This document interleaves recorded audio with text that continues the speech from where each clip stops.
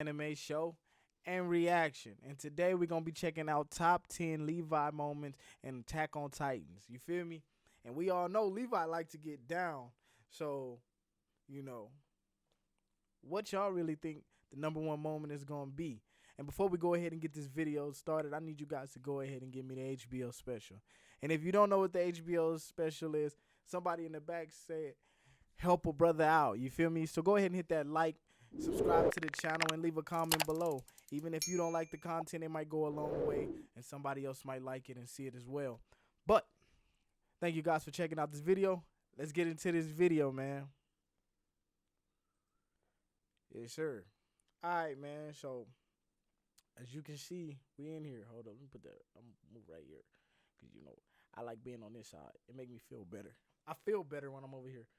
Move a little bit. Boom. All right. Anyways, let's go ahead and get into this video.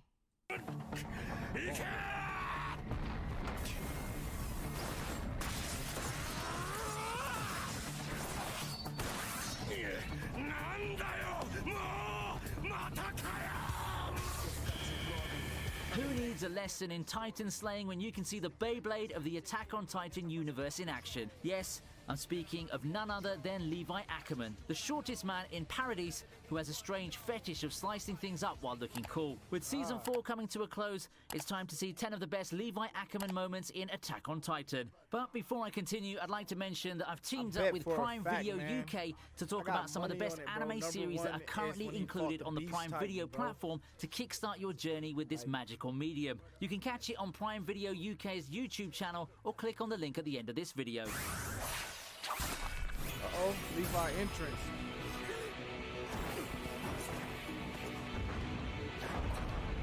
Taking our 10th spot is Levi's Introduction in Season 1. Now, we all know how much character introductions matter in anime, especially in a series like Attack on Titan. Let's admit it, Season 1 was like the Game of Thrones of anime. You've got new character faces popping up here and there, and then all of them being killed off just like that. So how do you make an excellent first impression? By showing you stand at the top of the hierarchy in terms of power. Undoubtedly, one can guess a character stands at the top of the hierarchy when he takes down 3 Titans without even breaking a sweat. Not to mention, he does this in the coolest way possible. Levi Ackerman has this silent charisma that makes your eyes get glued to his character. It's that badass attitude complemented by his silent and deadly demeanor that makes his presence more visible compared to other characters. Let's not also forget this was the introduction of humanity's strongest soldier, so it sure had to be impactful.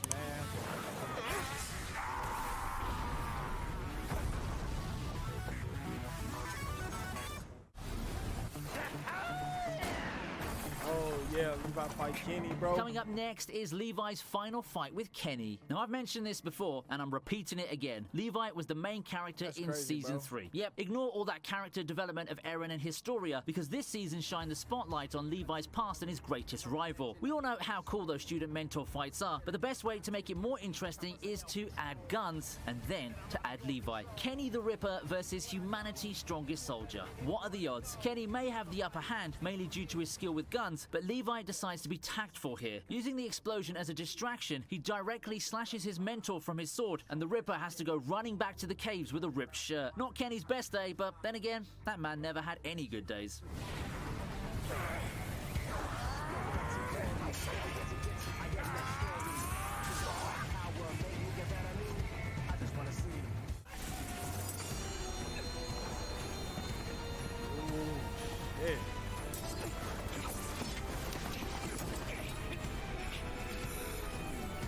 Number 8, we have Levi meeting Irwin. How did you meet your best friend? On your way to class? Or perhaps knowing you had similar interests in something? Either way, I'm sure you didn't get to know each other after a frantic chase inside a city and a fight with blades. Levi's and Irwin's first meetup is a rather special one. One of them was manipulating the other person, and the other person, being the smart guy he is, knew he was being manipulated and acted along. Irwin was the hyped up and callous commander back in the day, and Levi was like the street thug who looked cool but laid back unless someone called him for a fight. Levi's goal here was to somehow get into the military, and Irwin planned to find the people who stole the maneuvering equipment. After some air aerobics and a nice and short fight scene, the two destined friends finally meet, and who would have thought that one of them would encourage the other to give up his dreams and die? その通りだが、ここにエルヴィンが現れた以上、エルヴィンに使う。I don't know. Speaking of friendship, next up we have the moment where Levi had to choose between Irwin and Armin. Up until low key, Armin would have been dead if it was me, bro. If it was me, bro, Armin would be dead instantly. It would have been Irwin the whole time, bro. Cause Irwin a different breed, bro. Irwin don't need the beast. I mean the colossal titan ability to be cold, and you just add that to him, he gonna get raw, bro. Irwin would have. On me, Irwin would have been alive. That's on Levi me, though. didn't have any challenging moments, because when you're the most overpowered character in the entire show, you can always squeeze your way out of fights by slashing and killing a couple of people, or titans in this case. But now we have friends in the equation, one squad mate and one commander. Who would you choose? Okay, let's shed some light and see it in the eyes of Levi. Your best friend or a random stranger who worked with you for less than a year. Levi almost chooses the former, but Levi has to think twice when Irwin himself throws the serum away. Should he bring Irwin back into this nightmare again? Irwin was a slave to freedom, so should Levi put back the shackles his commander undid? It's a tough spot where you need to choose between your selfish feelings and the feelings of others, but in the end, what matters is that it was Levi's choice, and he decided not to bring Irwin into the cruel world again. I mean, yeah, bro.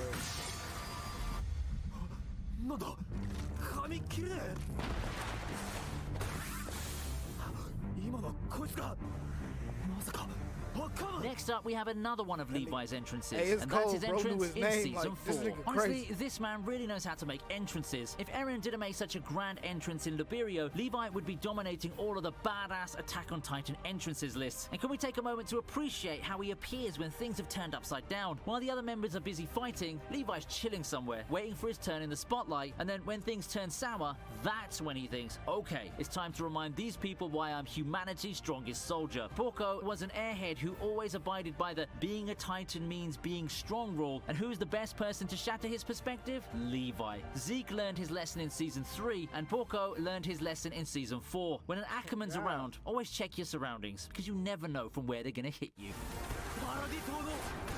Yo, real shit. It's what's her name? Dang, what's the girl's name?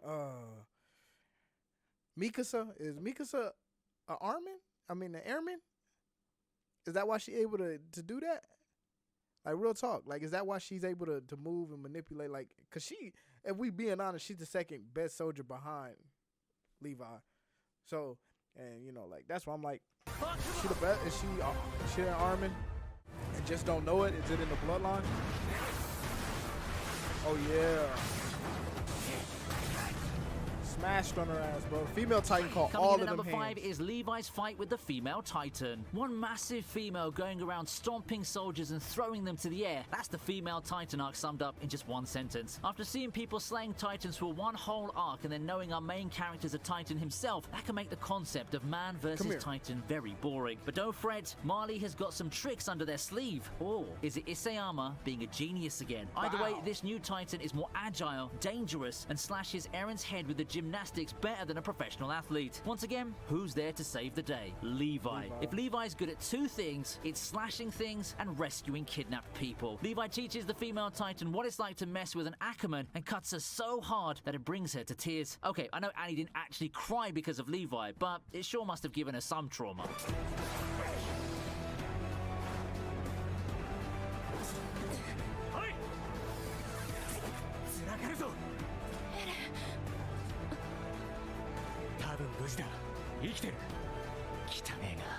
Damn.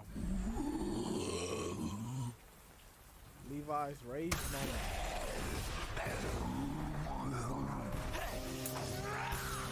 Next up is Levi's famous God mode, aka his rage scene after seeing his friend's death. Now, in all of these scenes we've spoken of so far, Levi was still his usual calm and collected self no matter how desperate the situation was. So if that was him being a badass when he was normal and calm, imagine how aggressive he could be if he were in a rage. Turns out, killing Levi's friends isn't the best way to have a peaceful death. After seeing Furion and Isabel's corpses, Levi flies into a mad state of rage and nearly skins the Titan alive. It's bloody, it's gory, it's brutal, but traumatizing all at the same time. With this scene, we were shown why Levi was more cold-hearted and numb when it came to his squad's death. He has seen death before, so it could never shake him again. As for the Titan, if Levi's blades didn't kill it, the trauma surely would have.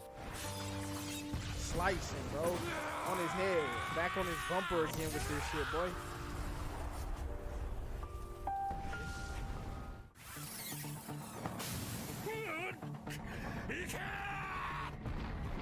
That boy fast. Watch your hand. Coming in at number 3 is Levi and Zeke's fight in the forest. If one small midget-looking man shows up out of thin air and proceeds to slash you apart, that might mean you may not want to mess with him again. But Zeke, having the so-called Jaeger genes, isn't the one to give up. If he can't handle the small guy alone, then it's time for some backup. Luckily, this man can call backup by serving wine and then screaming, so Zeke has an army of titans to support him within a matter of seconds. But remember, he's fighting a man who's the living personification of numbness and trauma, so just because you turn his comrades into titans doesn't mean he's going to go soft on them. Once again, the same formula is repeated. Zeke transforms, his titan is butchered, he gets captured. Seriously, these Jaegers need to learn their lesson. Messing with an Ackerman isn't going to give you a happy ending.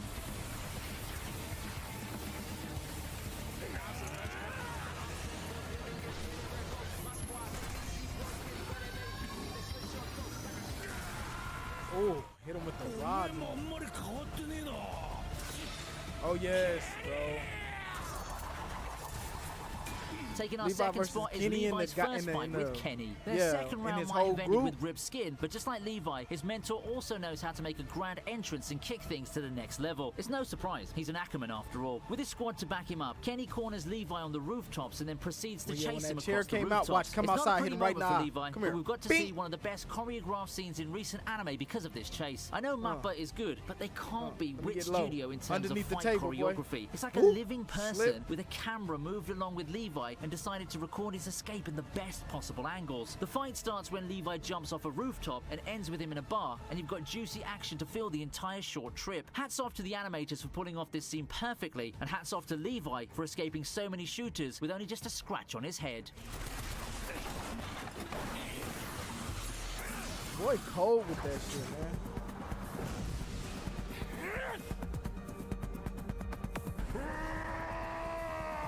I'm gonna need your whole motherfucking hand. Give me this. Yeah. Okay, actually, let me correct the title here. It should be The Famous Massacre of the Beast Titan. It's one of those scenes we like to call a fight simply because there are two parties in it. But if you look at it from a different perspective, it's just Levi finding creative ways to cut down the Beast Titan. Arms, legs, eyes. Levi cuts all of these one by one faster than one cuts their birthday cake. Zeke barely even has time to think or even process what to do because this devil of paradise is the living embodiment of speed. Mixing air aerobics with his skill with the blades, Levi gives us one of the best anime action sequences where one man takes down a big giant ape with absolutely no damage at all. Trust me, if Irwin were alive to see this, he'd be grinning from a distance, because if Marley's trump card are the Titans, then Paradise's trump card is the one and only Levi Ackerman.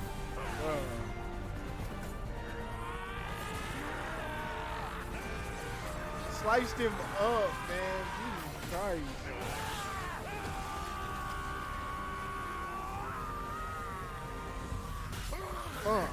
Dick in your mouth. I mean, blade in your mouth, my bad. So there goes 10 of our best Levi Ackerman moments of all time. And the moral of this video is, don't. Alright, man. Thank you guys for checking out the video, man. And y'all know how my boy Levi get down. He gonna go ahead and slide on you and cut you up and drop you down and put you down in a little box. But, man, if y'all like Levi, man, go ahead and go ahead and hit that follow. Subscribe to the channel. Let's get it popping, man. And if you guys love the content, join the family. What's good, cousin? But thank you guys for checking out this video, man. I hope you guys stayed to the end. Without further ado, see you guys soon. I'm out.